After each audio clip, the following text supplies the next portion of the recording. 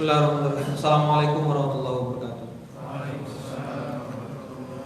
A'udzu billahi minasyaitonir rajim. Allahumma shalli ala sayyidina Muhammad wa ala sayyidina Muhammad. Nah, kawan-kawan sekalian, insyaallah pada kesempatan kali ini kita akan membahas sebuah hal yang menurut saya ini harus diamplifikasi terus-menerus. Jadi kawan-kawan sekalian, tepatnya beberapa hari setelah Lebaran, itu saya menulis tentang artikel 800.000 titik cahaya. Ada yang sudah baca? Relatif sudah baca semua ya.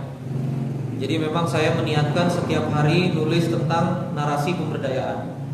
Jadi saya nulis tentang infrastruktur dan platform. Saya nulis tentang sebaran ekonomi. Saya nulis tentang banyak hal lah. Pertanian, perkebunan, bisnis model. Saya tulis tentang kenapa garam itu nggak tumbuh. Saya tulis juga tentang kenapa Indonesia harus jadi negeri manufacture.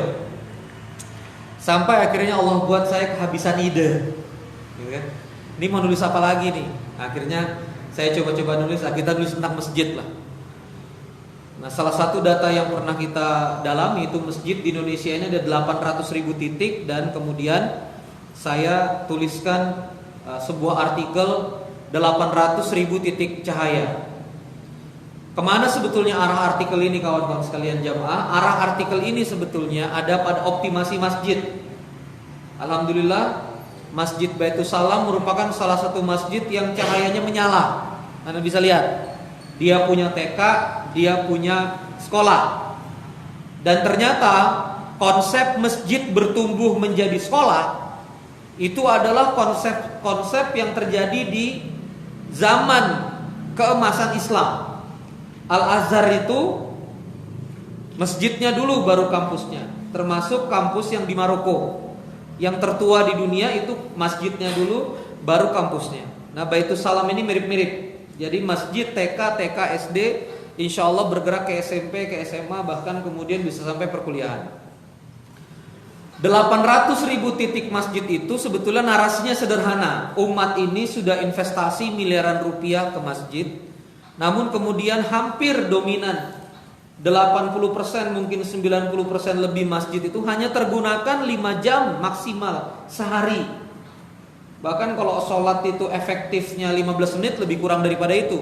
5 jam itu saya sudah mulai dari marbot atau penjaga masjid buka pintu masjid, nyalain tahrim, mempersiapkan azan, sampai kemudian jamaah terakhir pulang. Itu relatif berapa jam satu waktu? 1 jam. 5 waktu berarti 5 jam. Jadi dari 24 jam masjid hanya dipakai 5 jam. Nah, akhirnya tulisan ini kawan-kawan sekalian, nah intinya saya bicara, bayangkan Anda punya pabrik beroperasi 5 jam. Halo? Anda punya mesin fotokopi beroperasi 5 jam, ya kan? Anda punya warung hanya buka 5 jam, ya kan? Kan berarti nggak produktif sama sekali. Itu yang kemudian kita challenge. Dan bagaimana harusnya masjid menjadi basis sosial, di mana seorang laki-laki wajib sholat di masjid 5 kali ketemuan seorang anak muda yang nggak punya kerjaan, 5 kali satu saf dengan seorang pengusaha yang 100 outlet, tapi dalam 3 bulan, 6 bulan, jalan setahun, 2 tahun, yang punya 100 outlet tetap belum ketemu manajer store yang amanah, yang pengangguran juga nggak ketemu kerjaannya. Gimana? Perasaannya begitu nggak? Ya kan? Padahal dari jamaah, dari sholat jamaah kita harusnya mendevelop kekuatan. Sama sholat jamaah bareng-bareng. Si bapak punya anak perempuan, nggak ada yang ngelamar-ngelamar. Si laki-laki sholat yang sholat ke masjid nggak dapat muslimah. Ini kan berarti supply demand nggak ketemu, ya kan? Padahal satu saf.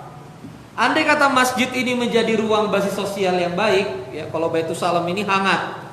Minggu pagi ada makan makanan kecil, ya, di Selasar sana. Jadi jamaah di sini dipaksa ngobrol, ya, dikasih gorengan, dikasih teh manis, insya Allah ngobrol. Ini masjid yang hangat. Dan ini masjid ramah anak muda. Mungkin satu-satunya masjid yang memperbolehkan anak mudanya ceramah pakai celana jeans, itu mungkin di sini. Ya, ini masjid ramah anak muda. Alhamdulillah. Semuanya diakomodir. Ini masjid ramah anak, ya. Di luar jam sholat anak-anak bisa akrobatik di sini, termasuk anak saya, ya. Nah jadi kawan-kawan sekalian, Masya Allah, andai kata masjid ini berfungsi menjadi basis sosial, dia luar biasa. Nah saya pengen cerita artikel ini. Artikel ini ditulis di Facebook. Karena saya juga nggak bermimpi artikel ini bisa viral kemana-mana, jadi saya tulis dia apa adanya. Saya share, saya post begitu saja.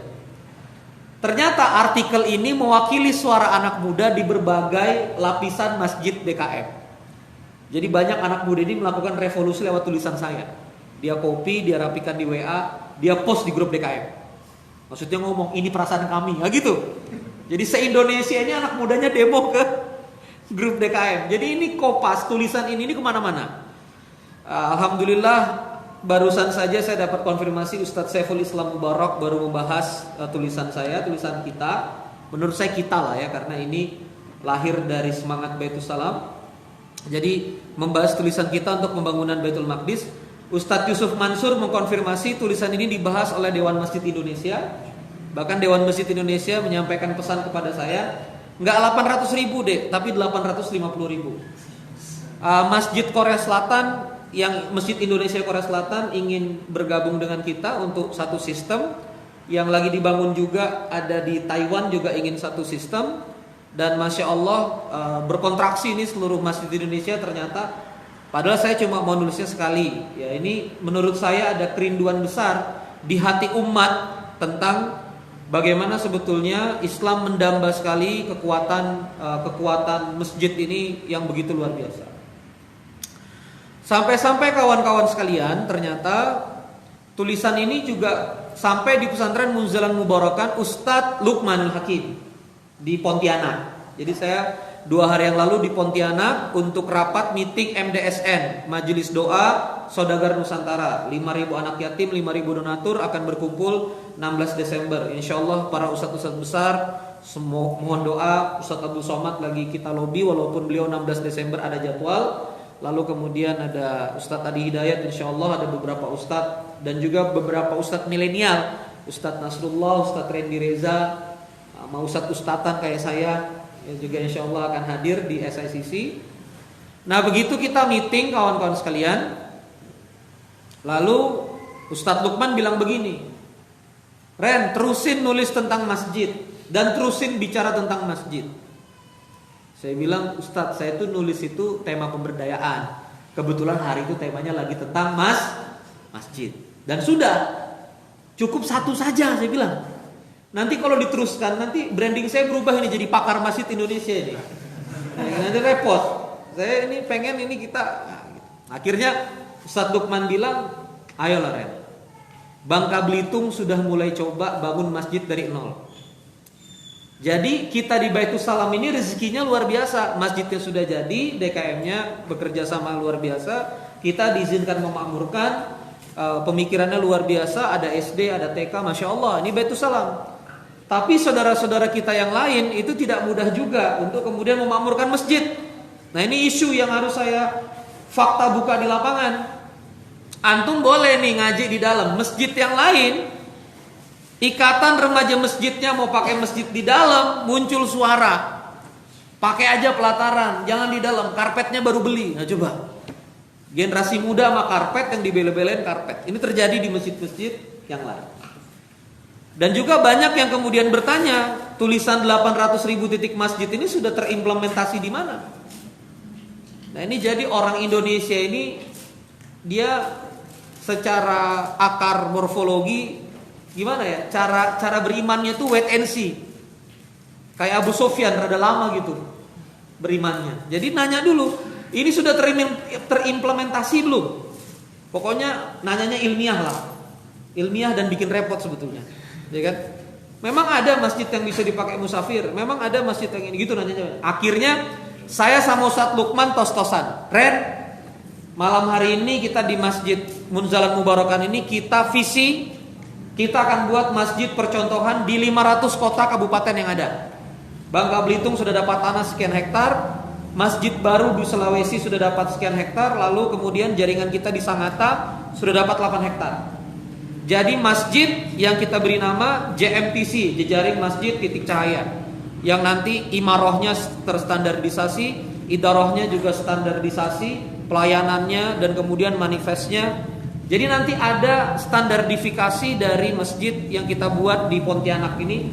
JMTC lagi buat certified dan pelatihan implementasinya. Tapi masjid percontohannya kita mulai dari nol. Jadi dari peletakan batu pertama sampai kemudian bangun.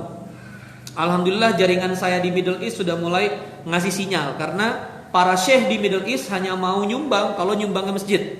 Jadi kita hitung 500 masjid, satu masjid kita budget 5M di luar tanah. Jadi ini kita lagi bekerja 2,5 triliun Insya Allah ya. Dan itu kita pancang dalam 6 bulan ke depan ini. Makanya ini harus rajin-rajin nge-live. Jadi kawan-kawan sekalian, tadi malam kita pancang, alhamdulillah Lampung sudah wakaf, lalu kemudian Batam sudah siap Nrekang, dan beberapa tempat sudah ingin memberikan masjid percontohan. Jadi ini yang sebetulnya ingin saya sampaikan malam hari ini. Mengapa kawan-kawan sekalian semangat dari masjid ini kemudian disambut begitu antusias di negeri kita tercinta.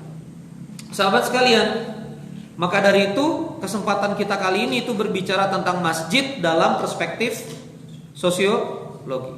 Mari kita mulai materinya. Saya suka mengawali dengan narasi ini, tapi kemudian insya Allah ini endingnya akan berbeda. Saya sering bilang berulang kali, Islam ini turun 14 abad yang lalu di antara dua peradaban besar, Romawi dan Persia. Romawi berada di sebelah baratnya. Jadi kalau Anda lihat peta Saudi Arabia sekarang, di dalamnya ada Mekah dan Madinah. Anda lihat sebelah baratnya atau sebelah kiri peta tergambar. Ini kalau antum menghadap ke anak, ini Saudi, di sini berarti ya. Sebelah kiri, di sebelah barat. Kalau antum menghadap ke anak. Dari Afrika Utara sampai Eropa, ini kekuasaan Romawi. Dan di sebelah timurnya, ini yang sekarang jadi Iran, ini namanya Persia. Dua peradaban ini adalah dua peradaban yang saling serang. Anda bisa lihat buktinya di surah Ar-Rum. Gulibati Rum, ya, dikalahkan Rum oleh Persia dan seterusnya. Itu ayatnya ada. Jadi Quran ini mengcapture bahwa Quran dan Islam ini turun di Jazirah Arab, diapit oleh dua peradaban yang besar. Lalu pertanyaannya, Saudi dikuasai siapa? Part of Romawi kah or part of Persia kah? Enggak kedua-duanya. Kenapa enggak kedua-duanya? Jazirah Arab saat itu, Mekah dan Yathrib tidak punya sumber daya alam, sumber daya manusianya terbelakang, ya kan? Letak geografisnya juga tidak menarik, tidak punya air terjun, tidak punya buah-buahan. Jadi orang menjajah saja itu nggak ada syahwatnya. Jadi mau menjajah aja nggak nafsu. Anda bisa bayangkan ada negeri yang sudah membuka diri, jajahlah kami, nggak dijajah. Ini bisa dibayangkan nggak? Saking negeri ini terbelakangnya. Tapi kawan-kawan sekalian, mari kita lihat timelinenya. Rasulullah SAW menjadi nabi usia 40 tahun. Lalu kemudian fase Makkah ini selesai 13 tahun, hijrah. Dan hijrah ini menjadi hitungan tahun 1 Hijriah. Sekarang berapa Hijriah? 1439. Berarti dakwah Rasulullah itu, start from Rasulullah itu diangkat menjadi nabi ditambah 13. Kenapa ditambah 13?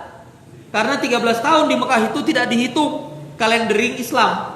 Jadi Islam ini umurnya berapa? 1439 ditambah 13. Berarti berapa usianya? Sekitar 1452. Ya kan? Ditambah 13 tahun.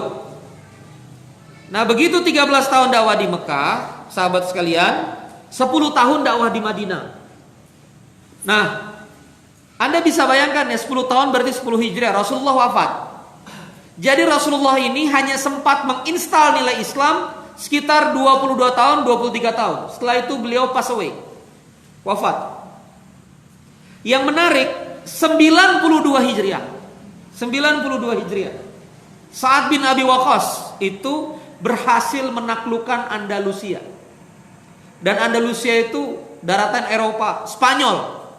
Anda tarik garis ya dari Madinah sampai Spanyol hari ini. Berapa jauh gitu? Itu kalau naik gokar bangkrut kita. Ya kan? Kereta api nggak ada, transportasi nggak ada, Eurolink juga nggak ada. Jadi belum ada. Jadi betul-betul dia ini di darat banget gitu. Jadi masya Allah. Nah, kawan-kawan sekalian, 92 Hijriah kawan-kawan sekalian, itu Spanyol ditaklukkan, Andalusia ditaklukkan. Dan Islam berkuasa di sana 800 tahun hingga Alhambra itu diakuisisi oleh dan diambil oleh Ferdinand. Tapi 800 tahun cahaya Islam bersinar di Andalusia. Pertanyaan saya begini. Ada negeri diinstal sesuatu dari nggak punya apa-apa, kurang dari 115 tahun. 92 tambah 13, ya kan? 92 ditambah 13. Itu berarti Islam turun relatif 115 tahun. Tapi Islam kemudian bisa menaklukkan sebuah peradaban segede Andalusia. Ini latihan perang macam apa? Harusnya begitu kan? Ini dikasih makan apa? Ini latihannya seperti apa? Ini pembekalannya seperti apa?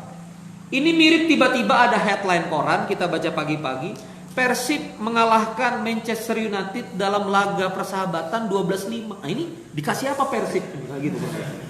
Ya kan? Persija mengalahkan laga persahabatan Real Madrid dengan skor sadis 10-0. Nah, ini Persija diapain ini? Dari bobot pemain dan materi pemain yang jauh, kok Real Madrid kalah 10-0. Ini diapain? Kira-kira Anda cari apanya tuh? Pelatihnya gimana? Makannya apa? Latihannya apa?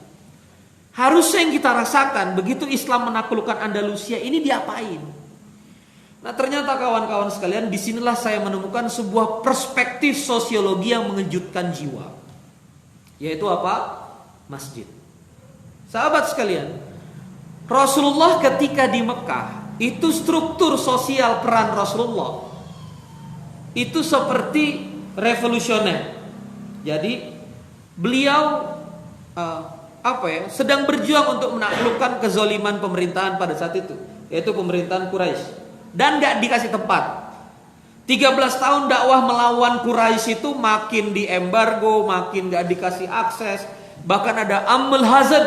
Amul Hazan itu kesedihan yang mendalam, ya, tempat kesedihan yang mendalam, tahun kesedihan yang mendalam, di mana Rasulullah SAW kehilangan Khadijah, kehilangan banyak saudara-saudaranya dan seterusnya. Nah, tapi begitu beliau ke Madinah, perspektifnya berbeda. Di Madinah itu beliau dipersilakan membangun society. Ya Rasulullah, kami ini di Madinah bertengkar terus. Cobalah engkau datang ke sini jadi pemimpin. Kurang lebih narasinya seperti itu. Ya, jadi orang Madinah ini bertengkar terus. Jadi alhamdulillah ada keinginan dari masyarakat Madinah untuk mengangkat Rasulullah sebagai pemimpin. Mari pimpin kami supaya kami gak bertengkar lagi. Jadi begitu Rasulullah datang, yang pertama beliau bangun dalam peradaban itu bukan rumah beliau. Apa yang pertama beliau bangun? Masjid. Lalu kemudian itu Masjid Kuba, sampingnya pasar. Lalu beliau nyuruh ontanya jalan, di mana kamu enak stop, di situ kita bangun masjid baru, Masjid Nabawi. Lalu setiap bangun masjid dibangunlah kekuatan ekonomi. Kita kalau dengar pertama kali Rasulullah hijrah membangun masjid, otak kita stop sampai tempat ibadah. Tapi padahal kita nggak pernah membahas. Disitulah strategi ekonomi dibahas. Jadi yang nggak boleh dibahas di masjid ini ternyata kita tarik garis dalilnya, itu adalah transaksinya. Anda punya barang, saya punya uang nih ya, uangnya nih ya, barangnya. Jadi yang diharamkan dalam Islam di dalam masjid adalah transaksinya, the transactionnya. Tapi bicara strategi, bicara umat, bicara militer, bicara strategi dan bicara pengembangan itu diperbolehkan. Maka dari itu coba Anda perhatikan struktur sosialnya. Ini rahasia sosial ya. Saya akan masuk ke bisnis. Kapan sebuah organisasi bisnis itu bisa firm, bisa sehat? Anda bisa cek Jack Ma. Kalau Anda lihat perusahaan Alibaba adalah perusahaan yang paling sering melakukan alignment session di mana Jack Ma berbicara di depan para karyawannya. Jadi dia tuh punya aula, dia punya videografi, dan dia tuh senang sama ceramah terus. Masa depan kita begini, nanti tuh besok begini. Jadi dia menciptakan visi, dia align. Apa itu dia align? Dia sejajarkan pikiran karyawannya dengan pikiran dia. Ngerti maksudnya? Halo? Kalau Anda misalnya jual sepatu, lalu Anda jual sepatunya baru di Bogor aja, Anda alignment karyawan Anda. Suatu saat nanti kita akan jual sepatu sampai Jepang. Hari pertama karyawan Anda, kayaknya bos kita sakit. Suatu hari nanti, hari kedua Anda teriak lagi, suatu hari nanti kita akan ekspor ke Jepang. Suatu hari nanti, ini diucapkan 100 kali dalam 100 hari berturut-turut. Kira-kira yakin gak tuh karyawan? Kayaknya bisa. Soalnya bos ini gilanya gak selesai-selesai. Ya kan? Akhirnya dia align sama visi kita. Nah, jadi suatu hari nanti roti Maryam akan ada di setiap rice cooker anak bangsa. Gitu misalnya. Dedi alignment nih. Kata karyawan, sekarang aja susah. Hari pertama kan. Tapi kalau Dedi terus, kita akan begini. Kita akan bikin Maryam burger, Maryam sosis. Kita akan bikin roti Maryam, kita masukin dalam kapsul, kita masukin dalam air, ngembang. Nah itu visi seorang Dedi. Loh coba lihat Tesla, apa pikirannya Tesla? Elon Musk bilang apa? Ya kan? Kita akan bawa manusia setengah dunia sejam. Dari dulu dia bilang kita akan bawa setengah manusia sejam. Sekarang sudah dicoba tuh roketnya itu. Meroket benar-benar di launch dan betul-betul mendaratnya smooth. Jadi andai kata ada manusia di dalamnya nggak mati. Setengah jam, setengah dunia. Yang harusnya sekian puluh jam penerbangan, setengah jam dia lempar tembus melewati atmosfer. Tapi hal begitu terjadi saat kapan? Saat terjadi alignment terus-menerus. Korea Selatan saat dia dipimpin oleh pemimpinnya 20 tahun yang lalu. Simpan baja. Kita akan membeli baja sebanyak-banyaknya karena suatu hari nanti kita akan jadi negara industri. Dalam sebuah negara berkembang dan negara maju itu ada ukuran namanya steel consumption. Coba lagi apa? Steel consumption per kapita. Jadi jumlah konsumsi baja per orang per negara itu. Jadi satu negara itu setahun ngabisin baja berapa dibagi jumlah penduduknya. Sudah dihitung sama bangun masjid, bangun jembatan, bangun gedung, bangun ini, bangun pabrik. Perhatikan. Korea Selatan 1,02 ton per kapita baja. Jadi per manusianya itu ekuivalen dengan 1,02 ton baja terkonsumsi. Jerman 470 kg baja per kapita. Jerman. Negara maju itu 300 kg. Negara maju itu 300 kg baja per tahun per kapita. Jadi satu kepala Anda itu harus mengkonsumsi baja setahun 300 kg. Bukan dimakan bos, tapi dibangun jadi pembangunan begini. Indonesia 4 kg baja per kapita. Anda tahu masalahnya di mana? Ya kan? Apa yang terjadi pada Korea Selatan kawan-kawan sekalian? Presidennya, pemerintahnya berhasil meng-align pikiran warganya. Difahami? Halo? Malaysia, kita akan maju menjadi juara di ASEAN. Konsumsi listrik Malaysia 4.700 kWh per kapita. Jadi satu orang selama sebulan di Malaysia itu konsumsinya berapa? 4.700 kWh. Indonesia 800 kWh. Kalau nggak salah ini tahunan ya. Jadi jauh sekali.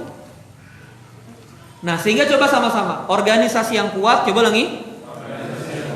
Di mana pemimpinnya mampu melakukan alignment. Mampu melakukan apa?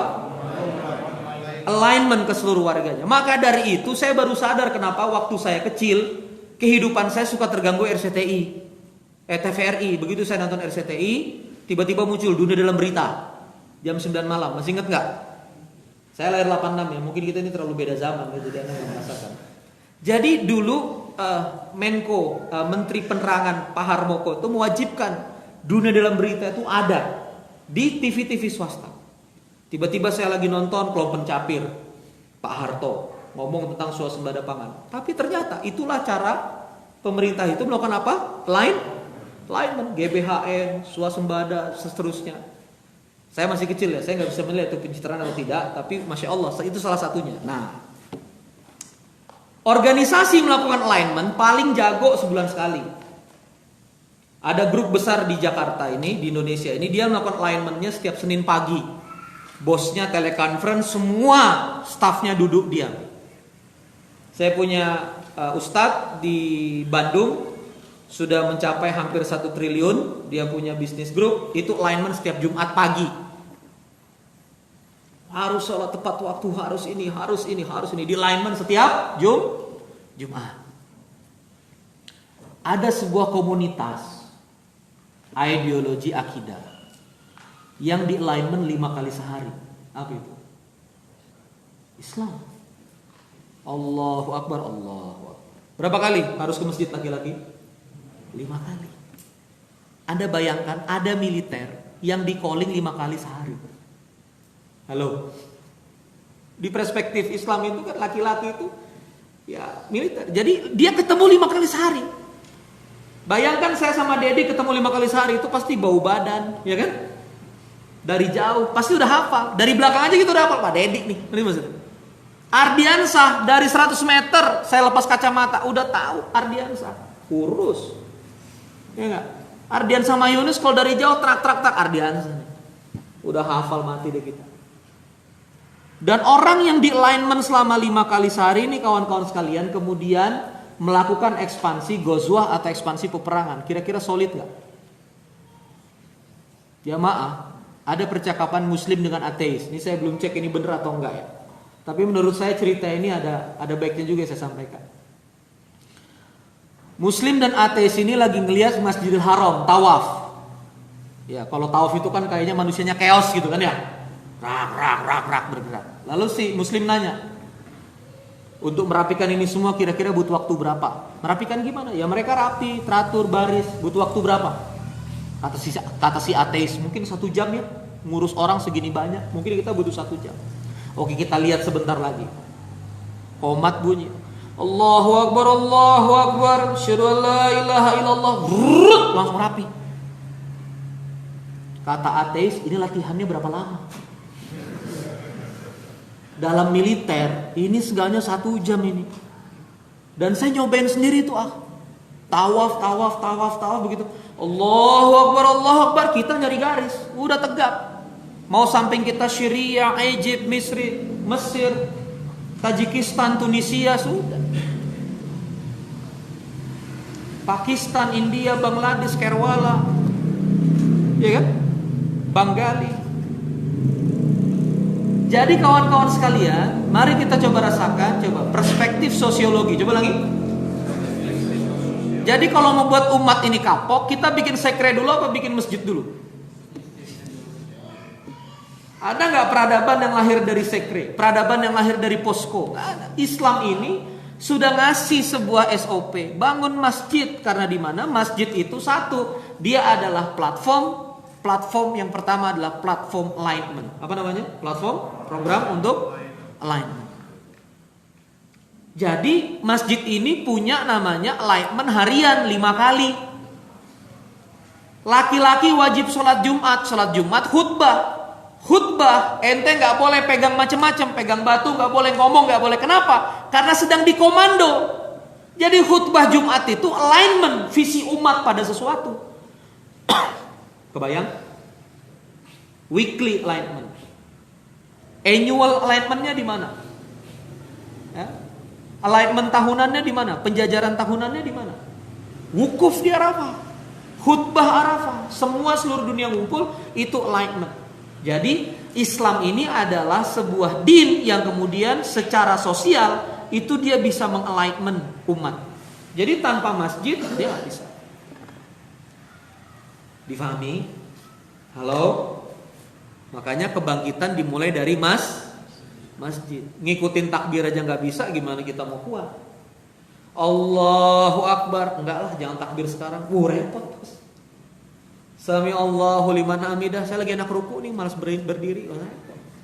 Kita ini umat ya. Allahu Akbar. Allahu Akbar. Yang kedua, kalau saya mau ke rumahnya Dedi misalnya, saya perlu confirm nggak kalau mau ke rumahnya? Kalau ruang tamunya lagi berhambur kira-kira atau lagi kotor kira-kira Dedi ngomong apa? Kang, rumah lagi gak enak Kang untuk dikunjungi, kita ngobrol aja di Yasmin, mungkin kayak gitu. Jadi kalau kita mau pakai tempat private, kita mesti apa? Izin. Kita mesti confirm. Dad, boleh aneh pakai nggak? Bang, boleh aneh pakai nggak? Saya boleh bertamu nggak? Saya boleh bertamu nggak? Jadi umat ini kalau mau saling berkunjung dia harus confirm. Maka dari itu sebelum ada masjid sebetulnya teori sosial itu banyak dibangun tempat pertemuan bersama. Coba lagi apa? Tempat pertemuan bersama. Yunani, peradaban demokrasi, mereka pakai amphitheater. Jadi mereka bikin pertemuan bersama di mana semua tetua, wakil-wakil dari rakyat itu dia bisa ngomong di tempat tertentu yang mereka itu memang platformnya platform sosial. Nah di masjid kawan-kawan sekalian, ini adalah tempat platform yang dimana kita bisa ngobrol bersama. Makanya saya senang sekali kalau misalnya Kang mau ngomong, Kang mau konseling, ya udah kita di masjid. Karena di masjid ini kan diberkahi sekitarnya, ya, Al-Isra itu. Jadi diberkahi sekitarnya, keberkahan. Jadi maksudnya apa kawan-kawan? Masjid ini platformnya, ya, programnya atau misalnya titik temu masjid ini kita bisa gini loh. Aneh mau ngomongnya apa ya? Di kafe, antum ngobrol di kafe butuh bayar nggak? Kayak kita meeting nih, kantor nggak punya. Ini kan wajah-wajah UMKM nih. Kantornya virtual. Antara virtual sama nggak ada, ini tipis emang. Kita meeting yuk di kafe mahal. Kira-kira milih mana tuh? Baitus Salam aja. Bayar nggak duduk di Baitus Salam? Siang duduk di situ meeting berdua ngomong peternakan, bayar nggak? Nggak bayar. Itulah masjid. Masjid ini open platform yang kemudian orang tuh bisa datang, bisa berkumpul, bisa ngobrol dan itulah niat Islam dalam membangun masjid. Maka dari itu, kalau antum lihat setiap pusat masjid selalu diikuti dengan pusat ekonomi, ada pasar di sampingnya. Karena ini tentang traffic. Masuk ketiga. Masjid terkait dengan arus funneling traffic sosial masyarakat. Suatu hari di Pontianak ada seorang pengusaha galon, ya, nyetak brosur nggak bisa. Dia bilang, ini saya jualan gimana ya caranya? Akhirnya dia lihat, ada tempat di mana umat ramai sholat Jumat. Jadi di sholat Jumat itu dia bagi air gratis. Sambil bagi air gratis dia kasih brosur. Bang, aku jualan galon bang. Ini teknologinya baru bang, anu bang. Sampai sekarang itu bertahun-tahun nggak hilang pelanggannya. Karena masjid itu adalah traffic sosial yang sudah Allah sediakan. Makanya masjid pasar, masjid pusat ekonomi, masjid pusat dakwah. Dan ini yang harusnya kita pahami sebagai perspektif sosiologi dalam Islam. Sekarang yang lebih seru, ya. Ini kayaknya matanya pengen aneh bicara tentang bisnis. Kita akan bicara tentang bagaimana ekonomi ini bisa bangkit dari masjid. Saya nggak akan ngomong ini hal yang ngawang-ngawang. Ini terjadi. Munzalan Mubarokan itu punya bisnis roti gembul. Salesnya 3 sampai 4 juta sehari. Nanti bisa bayangkan. Ada masjid punya amal usaha. Modalnya 350 juta. Sewa tempat sama oven dan lain-lain. Nah sekarang konsepnya begini. Coba sama-sama. Wakaf. Coba lagi. Wakaf. Biasa wakaf dibangunkan masjid. Masjidnya dipakai. Orangnya dapat terus manfaat. Jadi wakaf ini adalah konsep di mana umat Islam mengeluarkan sesuatu tapi nilainya abadi. Maka konsep wakaf adalah tahan nilainya tapi ambil manfaatnya. Itu konsep wakaf. Boleh nggak berarti wakaf itu masjid? Boleh nggak? Boleh. Boleh nggak wakaf itu wakaf tanah atasnya bangun masjid? Boleh nggak? Boleh. Oke, selanjutnya, ya. Ini saya akan bolak-balik pikiran antum. Masih kuat? Tanahnya wakaf, di atasnya sekolah. Boleh nggak jadi wakaf? Boleh nggak jadi wakaf? Boleh. Jadi harusnya pendidikan itu tanahnya wakaf, gedungnya wakaf. Jadi uang gedungnya nggak mahal, ya kan? Ngapain ada uang gedung kalau gedungnya itu wakaf? Jadi ongkos pendidikan murah. Masuk akal? Andai kata pun mau mahal, ada berbayar, nah bayaran itu untuk mentenagai dakwah kembali. Sampai titik ini tanahnya wakaf, gedung sekolahnya wakaf, fair, boleh? Masuk akal? Masuk akal. Lanjut, masih kuat? Masih kuat. Wakaf produktif. Darut Tauhid punya tanahnya wakaf. Dibangun venue nikahan, dibangun venue pertemuan, namanya Darul Hajj, wakaf. Tanahnya wakaf, Darul Hajjnya wakaf. Ya kan? Nah, kemudian endang lala nikahan di situ. Bayar sewa 100 juta. Ada keuntungan gak ini? Ada. Keuntungannya lari ke kas masjid untuk mentenagai operasional masjid. Dananya dana umat, tanahnya tanah umat, gedungnya gedung umat dipakai untuk bisnis. Boleh? Boleh. Tapi profitnya sebagian ke pengelola, nazir pengelola wakaf, sebagiannya jadi profit. Sebagiannya jadi infak untuk masjid. Sampai sini boleh nggak begitu? Halo, ayo yang jujur, boleh nggak begitu? Wakaf bangun pasar, 8 kios. Wakaf hasilnya untuk kepentingan umat, boleh? Boleh. Antum umroh, lihat Zamzam Tower, Grand Zamzam Tower. Wakaf Ta'ala, apa artinya itu gedung? Wakaf Ta'ala itu hotel wakaf Ta'ala, artinya apa? Gedung hotel itu wakaf, operator hotel itu yang mengoperasikan. Yang mengoperasikan hotel ya Accor, yang mengoperasikan hotel Hilton. Ya kan? Gedungnya wakaf. Hilton dapat profit dari pengelolaan, yang punya gedung Hilton kasih Hilton kasih share-nya. Nah, share-nya itu adalah hasil dari wakaf. Masuk lagi kepentingan umat untuk mentenagai pelayanan umat. Boleh nggak begitu? Boleh. Saudi melihatnya. Nah, sekarang lebih dalam daripada itu. Peternakan. Ada 1000 peternak sapi memproduksi susu. Susunya harus diolah, tapi untuk bikin pengolahan susu harus investasi anggaplah 10 miliar. Karena mahal, 10 miliarnya datang industri gede. Begitu datang industri gede, kira-kira dia pengen gak beli bahan baku susu murah? Pengen gak? Pasti pengen. Dan kalau dia cuma satu-satunya, dan jika susu sapi itu cuma bisa dijual hanya di situ saja, kira-kira harganya bisa ditekan gak sama si pabrik? Halo? Bisa. Pak, ini seliter 10.000. Enggak, saya mau beli 7.000. Kalau gitu kita gak jual, sok aja gak jual ke saya. Ayo jual kemana? Pusing gak petani? Pusing gak peternak? Pusing, akhirnya dijual. Harga susu turun gak? Turun. Peternak pusing gak? Revenue-nya kecil? Pusing. Kira-kira beternak lagi gak dia? Enggak. Pindah ke Jakarta jadi Gojek. Lahannya kosong, sapinya gak ada. Maka di KPBS Lembang, KPBS itu koperasi. Peternak bikin sama-sama pengolahan. Jadi pengolahannya itu punya rame-rame. Kira-kira kalau punya rame-rame, harga jualnya suka-suka peternak gak? Suka-suka peternak, yang penting pengolahan gak rugi, bener gak? Dah kita yang punya mamen, kan gitu. Sok kita mau harga beli 12.000, adil, fair, ayo 12.000, sudah. Karena punya rame-rame, ini namanya koperasi. Di New Zealand ada saudara kita Muslim lahir di Pontianak, Reza Abdul Jabbar, seorang ikhwan umur 42 tahun, 26 tahun di New Zealand. Sapinya 20.000 ekor, karyawannya 6. Satu hari 6.000 liter susu. Nyetornya kemana? Koperasi Fonterra yang mengelola 15 juta liter susu per hari dari 4.895 peternak di New Zealand. Satu ternak 20.000. Curiga populasi manusia sama sapi, banyak sapi. Bisa kita buktikan nanti. Curiga banyak sapi daripada manusia. Keren. Nah, sekarang gini. Ada peternakan. Ayo koperasi Pak, kita contoh New Zealand. Nggak mau.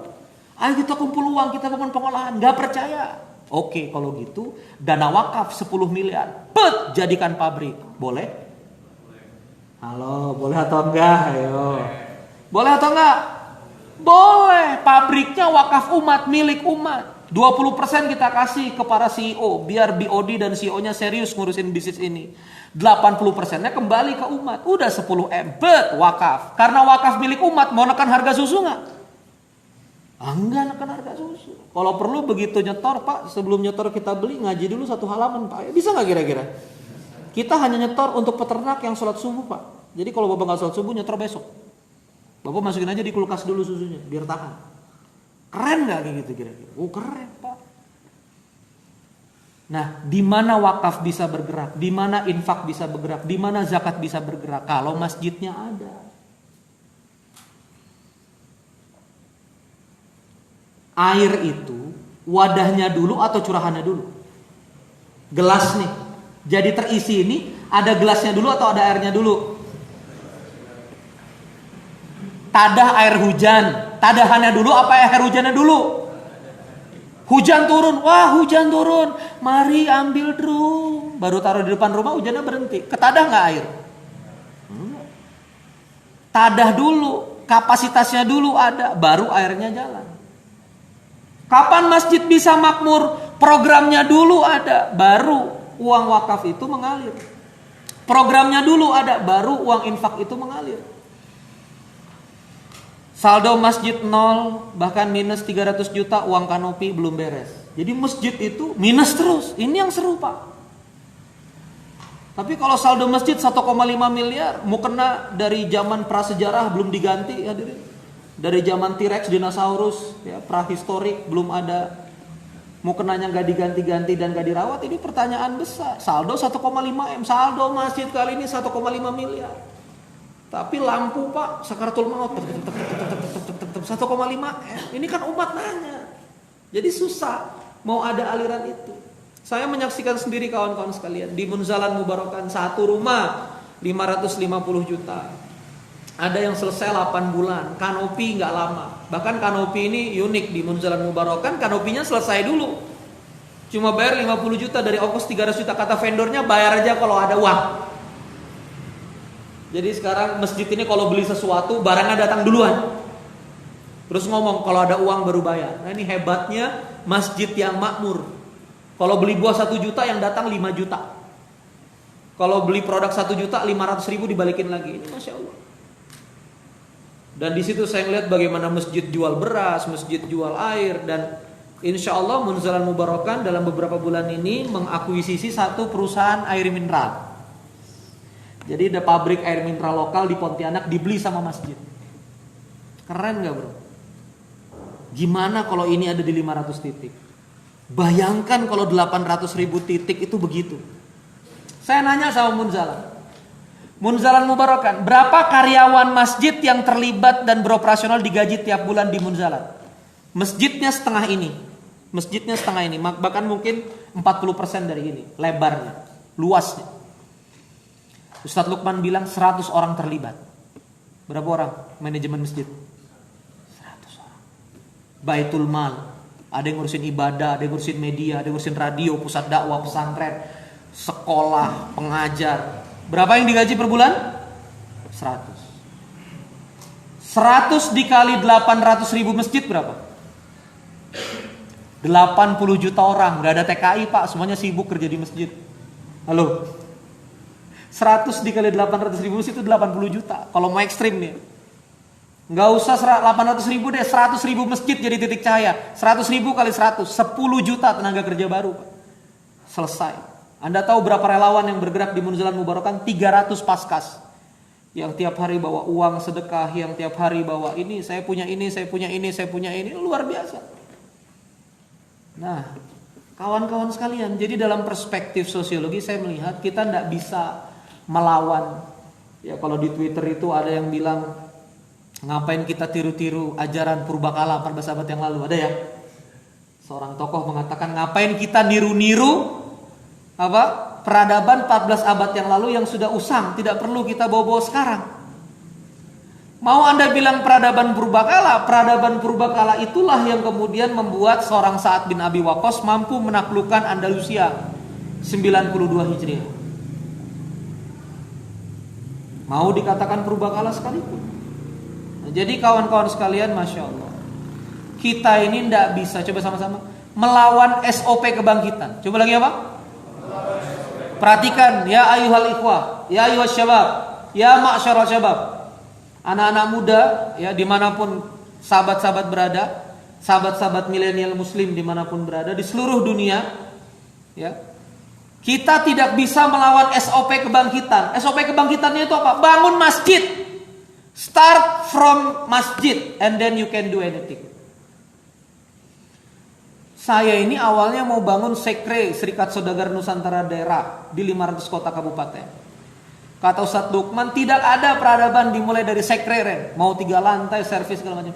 Peradaban dimulai dari masjid. sampingnya sekre SSN. Wah cocok saya bilang. Cocok. Masjidnya dibangun sampingnya sekre SSN. Masjidnya dibangun sampingnya sekre Majanusa, majelis remaja Masjid Nusantara. Masjidnya dibangun, disediakan kantor untuk panahan, berkuda muslimah. Nah, ini aktivisnya ada di belakang. Masjidnya dibangun, lalu kemudian dibangun kantor, masjid kampus. Keren gak kira-kira? Keren. Makanya masjid yang kita bangun dari nol sudah kita kasih SOP, sudah kita kasih platform arahan bahwa ruang ibadahnya sekian meter persegi, pelatarannya sekian meter persegi, kita butuh kantor sekian meter persegi, kita butuh parkiran segini, kita butuh venue segini. Itu sudah didesain. Dan ini akan kita gerakkan di 500 kota kabupaten di seluruh Indonesia, termasuk di Bogor. Ya mudah-mudahan kita bisa pelan-pelan implementasi ini di masjid yang kita cintai, Baitus Salam. Kita punya sahabat yang dekat dengan visi kita, Kak Lesmana di sini. Boleh angkat tangan Kak Lesmana? Kak Lesmana boleh angkat tangan? Nah, ini Kak Lesmana orang sini. Ya saya tahu ini pengajian kita rada unik ya. Jamaahnya impor. Impor dari luar Baitus Salam. Jadi yang WNI asli ini Lesmana, yang lainnya kayaknya WNI asing nih ya, ditransfer. Gak apa-apa, gak usah sedih ya. Jadi nanti bisa ngomong sama Kak Lesmana tentang fungsi dari masjid, dan semoga Baitus Salam ini bisa develop. Kenapa gak Kang Randy atuh? Wah saya urusannya keliling bangun 500. Jadi saya amanahkan Baitus Salam ini sama yang mau bangun. Termasuk kalau nanti ada yang di Bogor mau bangun from zero, Kang saya ada tanah wakaf nih 1 hektar, kayaknya bapak saya mau wakaf 2 hektar di C4 di mana? Ngobrol sama kami. Nanti tim JMTC, jadi kita sudah buat yayasan tadi malam. Ini hebatnya ngobrol sama orang soleh. Ren bangun 500 masjid, siap. Kalau siap kita live malam ini. Oh siap. Kita buat aktanya. Oh siap. Jadi sampai sudah jadi ID websitenya masjid.cahaya.id. Jadi ini sudah jadi semuanya, platformnya sudah jadi, dan kantor pusatnya di Pontianak. Insya Allah nanti akan kantor kita 6 lantai di sana untuk jadi implemented masjid ini. Saya nggak terima rupiah apa-apa. Saya diamanahi jadi direktur komunikasi. Ya, karena saya ini toa umat katanya gitu ya. Yang paling kuat nulis gitu ya. Narator bangsa katanya. Jadi saya ini narator aja menarasikan. Mudah-mudahan kelar. Nah saya buka ini yang untuk di Bogor, nanti kalau antum ada kenalan lahan, kita akuisisi dulu lahannya sampai siap bangun. Jadi kalau lahan itu balik nama jadi sertifikat putih, dia butuh waktu tenang 6 bulan. Setelah 6 bulan gak ada sengketa, aman, kita bangun. Bangunnya gampang. Pokoknya lahannya sudah ada, kita anak-anak muda injek aja Al-Fatihah, minta sama Allah. Semuanya bukan karena Randy, karena Ustadz Lukman, karena teman-teman, tapi karena Allah saja. Kita kerja sofa marwah, dan kita lihat air zam-zamnya keluar di mana. Sahabat kita dapat ratusan miliar dari satu kantong. Ratusan miliar, satu kantong, untuk membangun beberapa masjid, beberapa sekolah di Indonesia. Satu kantong 100 miliar. Jadi ini Allah ini maha kaya. Dan mudah-mudahan akan hadir masjid yang ramah anak muda. Akan hadir masjid yang jam 10 malam malah muncul receptions. Apa resepsionis muncul jam 8 malam? Yaitu menerima musafir yang mau check in di masjid. Saya musafir mau tidur di masjid. Oke Pak, ini kasurnya, ini handuknya, ini pasta giginya, ini sabunnya. Silakan Bapak tidur di sebelah sana. Colokannya di sini, ini password wifi-nya gratis. Masjid bos, masjid. Keren gak kira-kira? Apa jadinya kalau 800.000 masjid bisa jadi ramah backpacker? Orang backpacker tinggal di masjid, yang gak sholat tinggal di masjid. Soleh gak kira-kira dia? Soleh. Ada Quran akhirnya baca. Azan subuh bangun gak kira-kira dia? Tidurnya di saf ya bangun bos. Kalau gak disetrum sama jamaah. Pasti bangun bos, tenang aja. Asik gak kira-kira begitu? Kids corner ada babysitter. Keren gak kira-kira? Ada sekolah. Munzalan punya program mustahil lapar. Sholat zuhur dapat kupon makan 5.000, makan sepuasnya. Harga asli 20.000, 5.000 makan sepuasnya. Motor mogok ngaji 1 juz didengarkan ustadznya, dapat 2 liter bensin. Munzalan punya program. Ngaji dapat bensin. Gak punya jodoh, setor biodata, carikan akhwat. Akhwat gak punya jodoh, setor biodata, dicarikan ikhwan. Keren gak kira-kira masjid begini? Kayaknya cerah muka antum. Ya kan? Masjid kalau sudah jadi fungsi public service luar biasa. Ini fungsi masjid. Didata siapa anak muda, mana yang belum kerja, mana yang gagal kuliah, mana yang ini, mana yang ini. Apa kehebatannya, luar biasa. Kalau masjid bisa berfungsi seperti itu, Masya Allah. Dan Serikat Saudagar Nusantara nanti akan mengambil porsi dan peran pada pemberdayaannya. Saya di Pontianak kawan-kawan sekalian. Di sana kelapa murah-murah. Ada yang supply VCO 10 liter 50 ribu. Coba ini ya, hitung-hitungan bisnis. UMKM bikin VCO, tahu VCO nggak? Virgin Coconut Oil. Eta santan, ente diemin, atasnya santan, bawahnya minyak. Nah itu VCO. Itu sehat itu, untuk jantung sehat, untuk masak sehat. 10 liter itu 10.000 mililiter. Satu kemasan itu 100 mililiter. Harga end usernya 30.000, cek. Jadi 10 liter ini bisa jadi 100 pack. 100 pack kali 30.000 berapa? Akhi, 100 pack kali 30.000 3 juta. Perhatikan ini keajaiban. 10 liter ini dari berapa kelapa? 200 kelapa. Antum tahu nggak sekarang isu di Pontianak? Kelapa lagi jatuh harganya 1.004 butir. 1.004 butir, nggak percaya terbang ke Pontianak. 1.004 butir, bos. Jadi kalau 200 butir modalnya 50.000. 50.000 kelapa bisa jadi virgin coconut oil dengan nilai 3 juta. Kalau ini tidak diselesaikan masjid, bisnis ini akan terus menzolimi petani kelapa. Tapi kalau yang punya bisnis coconut oil masjid, masjid akan beli 5.000 per kelapa. Masih kekejar gak 5.000 per kelapa? Halo? Masih kekejar gak 2.000 per kelapa? 2.000 dikali 2.000 rupiah dikali 2.000 per kelapa. Oh kegedean ya? Jangan. 1.000 per kelapa, 200 kelapa 200.000, 2.000 400.000, nilainya 3 juta. Petani akan sangat sejahtera. Karena untuk bikin sampai 2 ton VCO itu butuh alat 150 juta. UMKM-nya ngeri, Ustadz, kalau anak investasi 150 juta, nanti ada yang beli nggak?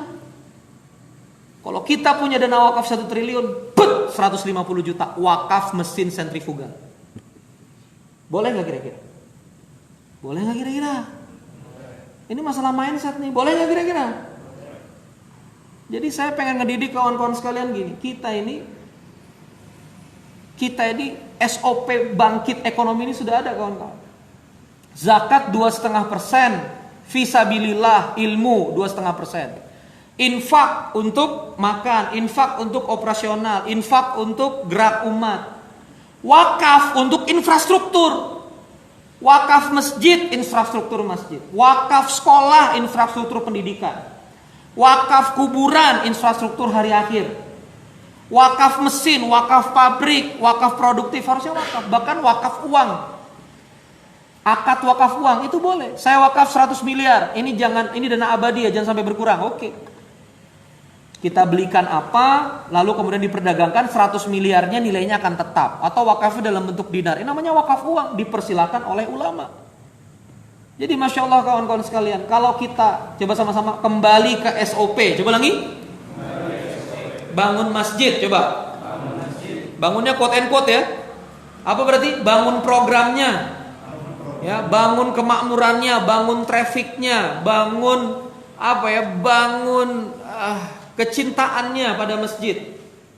Maka setiap masjid punya ziswaf, zakat, infak, sedekah, wakaf. Setiap masjid punya klinik, setiap masjid punya sekolah, setiap masjid punya kampus, setiap masjid punya perpustakaan, setiap masjid punya wifi, Masya Allah. Basisnya per masjid, selesai masalah umat. Curiga gak usah sekolah jauh-jauh, karena di masjid semuanya jadi solusi. Bingung gak ada kerjaan, lapor ke Job Center JMTC, pusat pengendali, pusat data pekerjaan, jejaring masjid titik cahaya Nusantara. Keren. Bingung cari jodoh, Biro Jodoh JMTC, linkage database seluruh Indonesia. Masa gak dapat bos? Ente applied, ada 100.000 database akhwat nunggu, masa gak dapat? Keterlaluan kalau gak dapat, salah algoritma. Paliwa, masya Allah. Kalau sampai nggak dapat salah algoritma dah, salah algoritma beneran. Masa nggak dapat, masya Allah. Ini kalau masjid, waduh, saya ngedamba ini luar biasa. Dan nanti masjid ini linkage sistemnya. Jadi jejaring masjid titik cahaya ini yang di Munzalan ini bahkan multi aliran. Hari ini imamnya pakai kunut, besok imamnya nggak pakai kunut, besok imamnya jahar, besok imamnya diam. Ini terjadi di Munzalan. Multi ormas, multi pandangan mazhab bisa tumbuh dan duduk bersama. Yang nyoblos nggak nyoblos, yang ini bilang demokrasi jalannya, yang ini bilang demokrasi haram, ya udah dua-duanya bisa duduk. Nah ini harus kita bangun yang begini-begini kawan-kawan sekalian. Masjid menjadi basis ya sosial. Ayo coba sama-sama. Basis ibadah. Coba lagi. Basis ibadah. Air wudunya harus ada, kerananya harus muter ya kan? Nanti kita puter-puter mana airnya ya. Berarti kalau nggak didukung basis ibadah, nah fungsi masjid pertama sudah fail. Tapi masjid basis ibadah. Yang kedua basis sosial. Basis sosial itu apa? Engagement sosial. Anda harus kenal jamaah masjid siapa. Yang ahli pajak siapa, yang ahli matematika siapa, yang ahli bisnis siapa, yang ahli ini siapa. Saya kalau nggak ngomong Pak Liwa bisa bangun tower, Anda nggak akan ngerti. Ya, begitu datang, oh ada bapak-bapak, oh padahal bisa bangun tower. Tapi kan kalau udah tahu bangun tower ngerti, wah saya ada tanah nih Ustaz di Kuningan, gimana kalau Pak Liwa aja yang bangun, nah cocok. Wah kebetulan itu ada tuh jaringannya ke Middle East yang punya investasi equity, nah cocok. Ini namanya apa? Basis sosial. Masya Allah ya, saya dapat WA bahagia banget dari Kang Asep Saifullah, owner Mukena Yumna. Dia dulu produksi terhambat karena nggak punya uang. Saya bilang, antum kira-kira berapa butuhnya mukena? Kira-kira permintaan sekian. Ya udah, minta danain produksi. Kira-kira untungnya berapa? Untungnya segini Kang. Udah bagi 2, semudah itu. Akhirnya dia kumpulin 6 orang 600 juta. Alhamdulillah pada lebaran semua balik. Share-nya bagi 2. Dia bilang, Kang Randy hatur nuhun, saya semua demand sudah terlengkapi. Baru kali ini investor happy sama saya. Uangnya balik, profitnya balik, Yumnanya habis, mukena saya habis. Alhamdulillah, makasih Kang Randy. Sesimpel ini ternyata Islam. Kenapa? Karena aktif di masjid, punya aktivitas sosial. Coba basis ibadah. Coba lagi. Basis sosial. Nah yang ketiga basis pendidikan. Dan kalau kita ngomong pendidikan diniyah dan juga pendidikan yang sifatnya scientific, boleh nggak? Boleh nggak misalnya kita ngajarin sains di masjid? Boleh. Saya pertama kali ngerti perkembangan janin itu sama Ustadz Hasan Marwan Firdaus Balikpapan, pakai slide alaqatan, budgotan, alaqatan, al-mu'min. Itu diajarin. Pertama kali saya ngeliat itu di masjid, amazed saya. Anak kampung Balikpapan ngelihat dinding ada warnanya, amazed nggak kira-kira? Amazed Pak. Ustadz Hasan Marwan dari Bandung, wih dinding ada warnanya. Anak kampung. Pertama kali itu saya ngeliat itu di masjid. Ya, Iqra bismi rabbikal ladzi khalaq, khalaqal insana min 'alaq, sesuatu yang menempel seperti lintah. Dijelaskan rahim nempelnya gimana, pakai 3 dimensi. Di dalam masjid saya belajar itu. Darah jadi tulang, tulang nyambung jadi daging. Itu Randy Saputra 6 SD. Di dalam masjid dia ketemu ma'rifat sains. Itu Randy Saputra 6 SD. Nah, jadi kawan-kawan sekalian, masjid jadi basis pendidikan. Jadi masjid ini, mohon maaf sekali, bukan basis pertapaan. Anda cek, sholat sunnah qiyamul lail itu sunnahnya di rumah. Jadi kalau Anda mau hening di kamar. Begitu di masjid, anak-anak ribut, gandeng. Ini horor Pak. Masjid ini bukan tempat pertapaan. Masjid ini center of activity. Serius ya? Ya memang sih nggak boleh teriak-teriak juga waktu sholat. Ya tapi juga nggak layak juga kita teriakin anak. Saya punya saudara sampai hari ini nggak balik ke masjid karena dibentak sama DKM sampai hari ini. Dan sampai hari ini nggak balik-balik ke masjid. Seumuran sama saya. Padahal dulu CS banget sama saya. Kita itu kami beda gang, kita ketemuan di masjid. Nah saya ke masjid. Nah saya dulu di masjid itu tukang setel tahrim. Anda tahu tahrim ya? Assalatu wassalamu alaihi, masjid NU. Nah itu biasanya saya 10 menit itu tukang setel tahrim. Nah saya suka main sama dia. Ada salah satu sholat Jumat dia kelahi itu sama orang, bang, sampai temennya dipukul, teman saya dipukul, giginya rontok. Habis itu dimaki sama DKM, trauma. Anak 4 SD trauma dan sampai sekarang nggak balik ke masjid. Untung aneh tukang setel kaset, jadi disayang. Ente di sini dong, nah gitu. Jagain kabel biar nggak goyang. Jadi aneh di peimaman, emang nasib aneh alhamdulillah lumayan lah baik gitu ya. Jagain kabel di peimaman supaya kan ada tuh mik luar mik dalam tuh. Saya bagian ceklek. Jadi habis azan ceklek. Nah itu saya tuh mik luar mik dalam. Basis pendidikan. Coba lagi.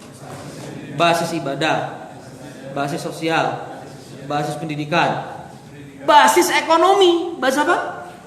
Ekonomi. Kalau ilmunya dewa apa? Traffic is market. Coba lagi apa? Crowd create cash. Coba lagi. Masjid crowd nggak? Crowd. When there is a crowd, there is cash. Berarti di dalam kerumunan itu ada rupiah. Basis ekonomi itu di masjid, bos, traffic. Kita udah ngitung, Ustadz, ini kalau jejaring masjid titik cahaya 100.000 aja. Kita mau nyuplai 5 AC, berarti berapa AC yang kita produksi? 500.000 air conditioner. Kira-kira kita bisa bikin pabrik AC nggak? 500.000 nyuplai masjid, 500.000-nya kita jual bebas. Begitu kita punya jaringan ke 500 ke 100.000 masjid, kita bisa bikin pabrik air conditioner. Keren gak kira-kira? Udah bergetar nih. Ini namanya juga narator, ya kan ya?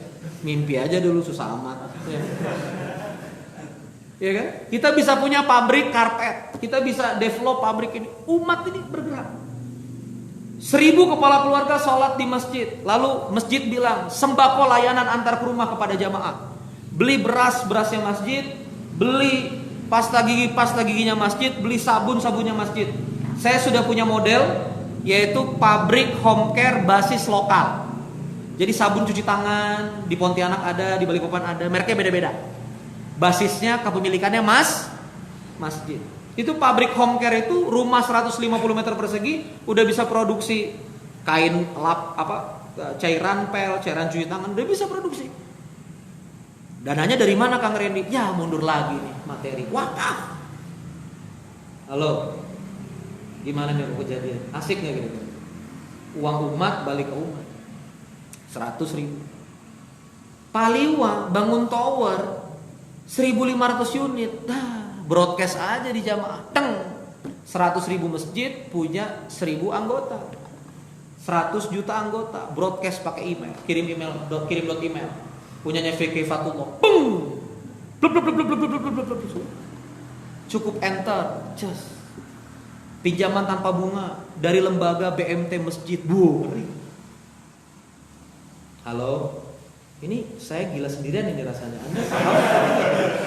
Saya takut saya gila sendirian juga.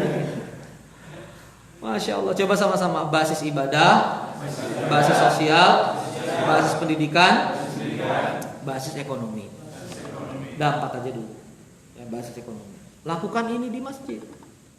Maka nanti kita akan mempercepat pertumbuhan regenerasi. Saya sudah bilang berkali-kali itu ada putranya Paliwa tuh Mova ini nggak sekolahnya di rumah sama bapaknya.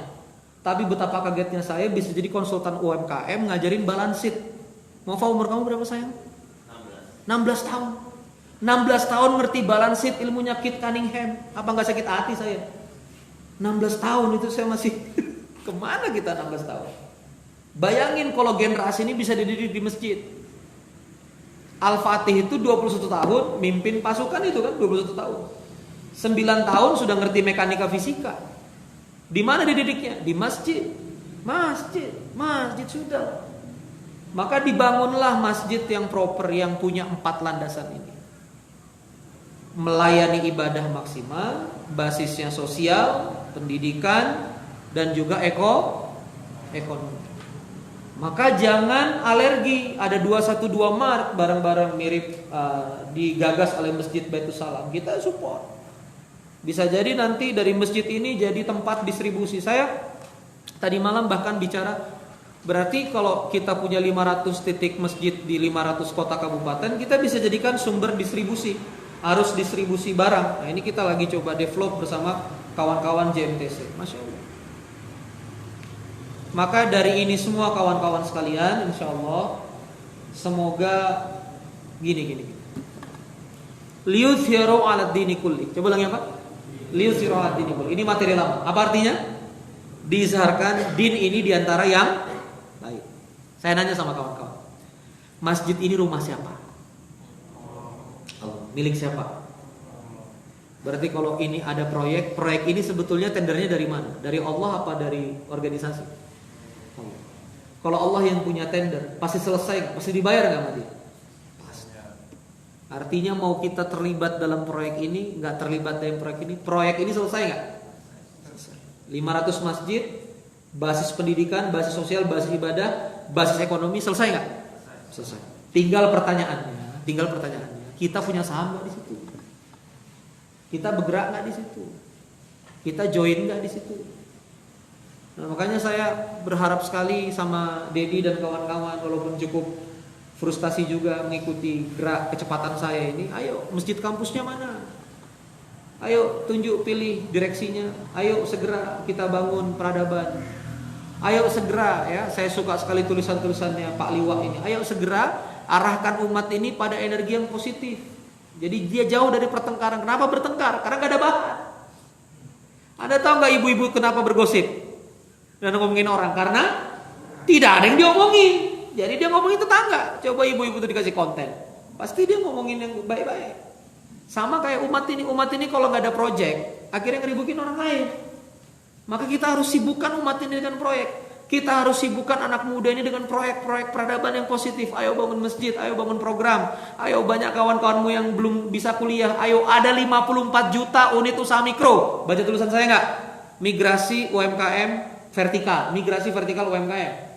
Berapa yang omsetnya 0 sampai 300 juta setiap tahun? Ada 54 juta unit. Data BPS 2013. Walaupun 5 tahun yang lalu insya Allah nggak ada bedanya, nggak signifikan bedanya. Jadi masalah umat ini sangat banyak. Mari kita kerjakan sama-sama. Mari kita turun tangan sama-sama. Teknologinya ada.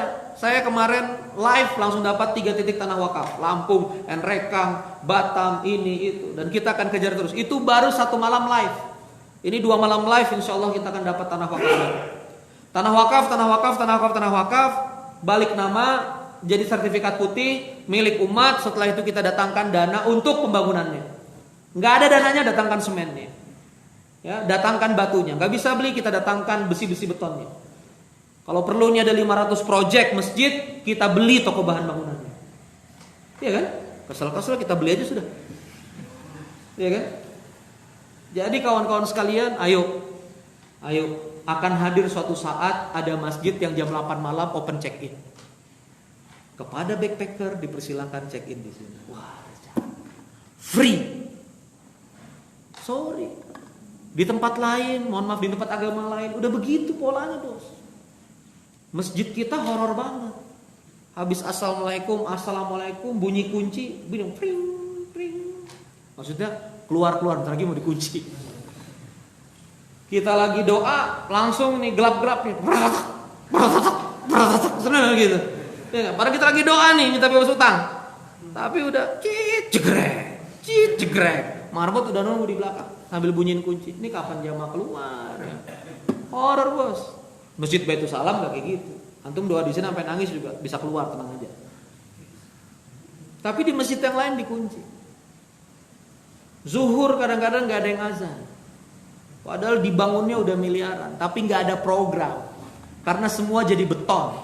Saya ulangi sekali lagi, karena semuanya jadi beton. Antum begitu kita mengatakan bangun masjid, kita mikir bangun beton. Padahal bangun masjid, bangun program. Bangun masjid, bangun sinergi. Bangun masjid, kumpulkan resource, kita bangun sama-sama. Itu baru. Siap kerja keras? Siap. 500 kota nih.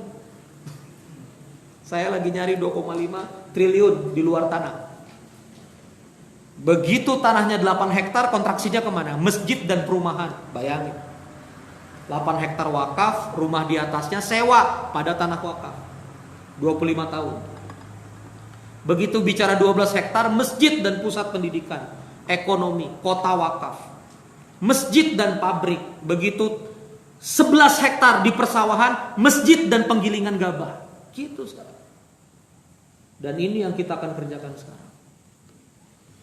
Jemaah sekalian, Di akhir ceramah saya ini, saya ingin menceritakan sebuah kisah yang semoga memberi pelajaran di hati antum. Saya ini anak SMA 1 Balikpapan. Musola kami itu terjepit di antara lab bahasa dan lab kimia dan kelas 16. Namanya kelas 16. Ini kelasnya di dekat pohon ketapang putih. Kelasnya cerah. Karena musola kami terjepit, musola akhwat, space akhwat itu hanya 1,5 saf. Berapa saf? 1,5 saf. SMA saya itu 11 sampai 19. Satu angkatan 9 lokal. Satu kelas 40 anak, 360 anak, 3 kelas. Jadi 1000 lebih. Kalau siswanya 1000 lebih, kira-kira muslimahnya ada berapa? 500-an. 500 muslimah sholat 1,5 saf, 1/4 dari panjang ini. Saya jadi ketua rohis, cuma bisa melihat dan meratap. Bukan ngeliatin akhwat ya, bukan. Tapi meratap saf akhwat itu. Hingga akhirnya 3 bulan kelas 16 kosong. Betul-betul kosong. Kosong karena kita dapat lokal baru, gedung baru, dan ini kosong. Saya berharap ada inisiatif dari pihak sekolah untuk itu dikasih kepada musola akhwat. Tapi enggak juga. Saya kira ini mungkin jadi tempat yang lain, jadi apa. Akhir 3 bulan ini masjid, ini kelas. Ini kelas enggak jadi apa. Akhirnya apa? Saya ngomong sama kepala sekolah, Pak Darmansah, almarhum, semoga Allah mencintainya. Ini kepala sekolah yang sangat kooperatif sekali dengan dakwah. Saya bilang, Pak, 16 dipakai enggak? Enggak, Ren, kenapa? Akhwat susah sholat, Pak, cuma 1,5 saf. Ambil, kata Pak Darmansah apa? Ambil, izin jebol, Pak ya. Om saya tukang, izin om saya jebol dan bikin tangga ke bawah supaya itu nyambung. Akhirnya dijebol, akhwat bisa sholat sampai 6-8 saf. Yang dulunya muslimah gak sholat, sekarang jadi sholat. Apa yang pelajaran yang bisa saya ambil? Ada 1000 mata melihat 1,5 saf sholat. Ada 1000 mata, ada puluhan guru yang melihat akhwat sholat di 1,5 saf. Tapi hanya 1 mata kepala yang tergerak untuk menyelesaikan masalah ini. Ini namanya DNA menyimpang. Ada 250 juta anak bangsa yang sama-sama melihat ada 800.000 masjid. Tapi ada yang sampai titik berkomentar, ada yang sampai di titik masjid kita ada 800.000 loh. Sampai Tapi saya yakin di antara antum semuanya adalah orang-orang yang menyimpang, yang tidak hanya melihat ini sebagai 800.000, tapi kemudian mau turun bergerak. Coba sama-sama, kerjaan kita apa? Cukup ketok pintu kepala sekolah, tok tok tok. Coba lagi, ketok pintu kepala sekolah, tok tok tok. Coba sama-sama, Pak, akhwat 1,5 saf. Kelas 16 dipakai nggak untuk sholat? Karena di sekolah saya itu bimbel sampai jam 4 sore. Jadi pasti harus sholat zuhur. Karena bimbel sampai jam 4 sore, istirahat jam 12 sampai jam 1. Jadi kalau akhwat itu nggak sholat gara-gara sempit, dia nggak sholat zuhur. Atau dia pakai pemahaman di jamak sama asar. Tapi kan ngaco. Kan dia domisilinya di situ. Dan akhirnya kita bergerak, kita yang lobby, bukan sombong apa, tapi tahadus binima. Artinya apa kawan-kawan? Gini. Semua orang di sekolah itu mikirin sekolahnya, mikirin kuliahnya. Sama kayak hari ini. Semua orang mikirin bisnisnya, mikirin dirinya. Maka harus ada wal takum minkum, umat sebagian dari umat ini yang mikirin solusi untuk umat ini. Yang harus mikirin UMKM ini kok susah modal, UMKM ini kok modalnya terjerat riba, terjerat utang dan segala macam. Kalau Anda gelisah, ayo gerakan wakaf, nanti kita modalin dari dana wakaf. Tidak ada lagi orang yang kesulitan ternak. Anda gunting peta New Zealand, taruh di atas Kalimantan. Gede mana? Halo, gede mana? Tapi kenapa sapinya, susunya malah ke seluruh dunia? Ada yang salah, Pak. Dan sekali lagi kalau saya ngomong ada yang salah, ini bukan ke pemerintah. Pemerintah ini 4,5 juta populasi. Bangsa kita ini 250 juta populasi. Muslim pula 225 juta aja. Makanya saya senang sama tulisannya Pak Liwa itu. Otokritik ke dalam tubuh kaum muslimin. Untuk kemudian beres karakternya. Sedih kawan-kawan, ada sedih, ada harapan. Pokoknya malam ini perasaan kita campur baur ya. Untuk apa? Supaya nggak ada lagi yang sulit kayak Anda. Jujurlah, Anda sekarang sulit. Halo, Sulit nggak? Cari kerja sulit, mau bisnis bingung. Di negara yang lain mau bisnis lapor ke dinas UMKM-nya, dikasih bisnis model, dikasih software, dikasih modal, ditungguin sampai jalan tuh bisnis. Nggak dapat kerjaan dimasukin ke job center pasti dapat, walaupun kerjanya nggak cocok tapi dapat. Ada cash flow per bulan. Orang tua kita setelah pensiun nggak dapat cash flow, padahal kerja di sumber tambang luar biasa, tapi begitu pensiun kesulitan luar biasa. Ini kawan-kawan sekalian adalah karena kita tidak kembali ke SOP, menjadikan masjid sebagai pusat ekonomi, pusat pendidikan, pusat sosial, pusat pengembangan. Malah sekarang kita lebih senang masjid jadi pusat konflik. 8 apa 23, kunut apa enggak kunut. Ya kan, goyang apa enggak goyang. Jadi masjid bukan jadi pusat pendidikan, jadi pusat konflik, pusat debat, pusat berisi tegang. Biarin deh aneh dimusuhin sama DKM tertentu. Ya, masjid bukan basis konflik, masjid ini basis ukhuwah. Masjid ini basis kebersamaan. Masjid ini adalah tempat di mana umat Islam ini melting point. Semua faham, semua aliran. Selama memang dia tidak nyata-nyata kufur kepada Allah, harus diakui sebagai umat Islam. Dan nampaknya mudah-mudahan ini ada di tangan para milenial ini, insyaallah. Saya betul-betul memaksakan diri untuk taklim hal ini ya. Saya kira nggak akan kuat tampil ini sampai 9:30. Tadi malam saya rapat JMTC sampai jam 2 pagi. 4 subuh bangun di Pontianak, langsung ambil first flight, landing di Terminal 2. Lalu ada klien pengusaha menengah yang minta ngobrol, nyambung ke Bogor, nyetir, rapat Inspira sampai sore. Lalu tadi maghrib sampai isya ada pengusaha lagi, dan malam ini bertemu antum semua. Nyambung lagi, saya ditunggu jam 10:30. Ada pengusaha 100 outlet ayam yang pengen juga berdiskusi tentang pertumbuhan mungkin. Nampaknya hari ini sampai 12:30 lagi. Dan besok harus ada di Bandung jam 1 siang untuk berkomunikasi dengan salah satu pengusaha Quran, Kang Riza Zakaria, insyaallah besok ada. Kenapa saya cerita begini kawan-kawan sekalian? Supaya antum malu kalau antum masih main Mobile Legends. Kang Randy rasanya udah gak nafas tuh, kita masih main Mobile Legends. Kalau antum masih dengerin YouTube yang enggak gitu, antum harus malu sama Kang Randy. Allah, Kang Randy udah kayaknya udah gak ada nafasnya lagi. Aneh bukan gak mau main Mobile Legends, kayaknya seru aja sih gitu. Apalagi sampai install TikTok. Allah kita sampai, kalau sampai antum sempat install TikTok, ya Allah ya salah, kacau benar. Artinya apa? Umat ini, masya Allah, mereka nggak bisa nunggu akhir. Petani ini nggak bisa nunggu, peternak ini nggak bisa nunggu lagi sudah. Umat ini nggak bisa nunggu. Antum mau bilang apa nanti? Tunggu saya sudah berjaya nanti saya bantu, kan? Nggak bisa nunggu. Umat ini udah sakit.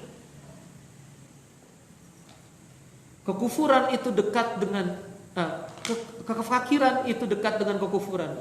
Ayakuna kufran.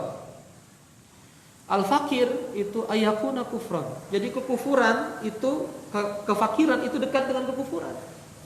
Orang susah itu imannya goyah, nggak akan bisa belajar tajwid dengan benar, tahsin dengan benar. Jadi saya nggak stop begini bukan maksudnya Kang Randy nggak jaga kesehatan, hati-hati Kang stroke. Ada yang nasihatnya begitu ya, hati-hati Kang nih, antum harus sehat. Nggak bisa, umat ini nggak bisa nunggu. Mereka ini nunggu anak-anak muda seperti antum. Hari ini Turki alhamdulillah menang Erdogan 54%. Dihantam isu kayak apa? Karena apa? Erdogan berhasil menjawab tentang ekonomi itu. Jadi umat Indonesia ini sampai feelingnya menurut saya kurang bagus juga gitu. Jadi presiden di sini aja deh. Kalau ada vendor deh. Pak Erdogan bisa vendor nggak? Part time sebentar di negeri kita. Sampai kayak gitu nggak boleh juga kan? Karena negeri kita ini nggak bisa nunggu.